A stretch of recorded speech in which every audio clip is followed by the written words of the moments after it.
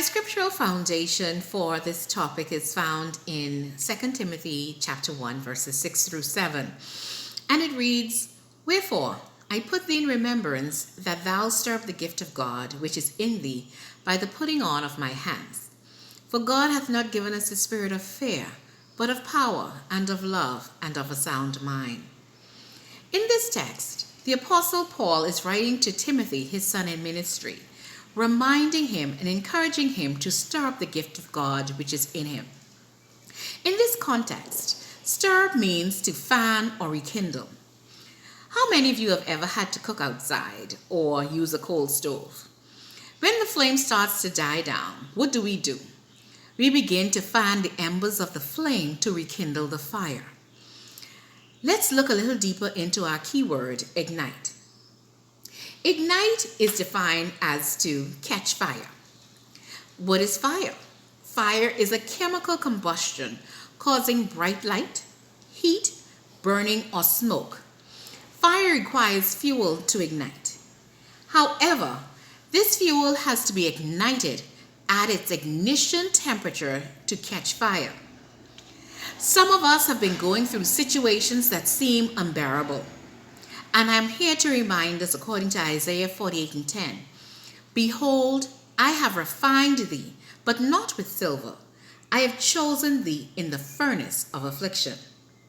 Zechariah 13:9 states, "And I will bring the third part through the fire, and I will refine them as silver is refined, and will try them as gold is tried.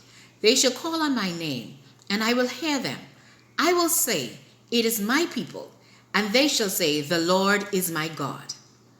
God is allowing the fire of life, the heat of situations or process, to bring us to our ignition temperature so we can catch a fire.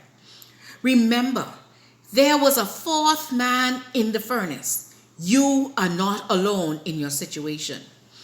When the Hebrew boys were removed from the fiery furnace, they did not even look like they were in a fiery furnace. They did not even smell like smoke. This heat, this fire, your situation is bringing about refinement for ministry. Before we can have a global explosion, we must first be on fire. Explosion is a sudden, vibrant, violent burst of energy or heat that expands. An explosion is not silent. It shakes the very foundation. An explosion can be heard for miles. It roots up structures. It can be felt for miles. Its end result is transformation. After an explosion, a location no longer looks the same. Let's think about 9/11.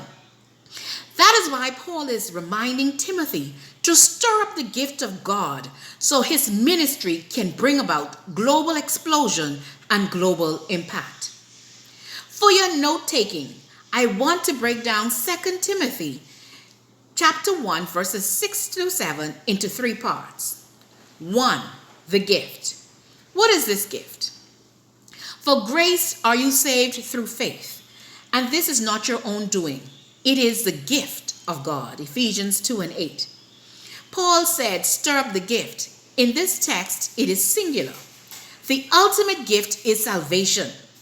As believers, our salvation is also a call to serve. We serve others through our gifts.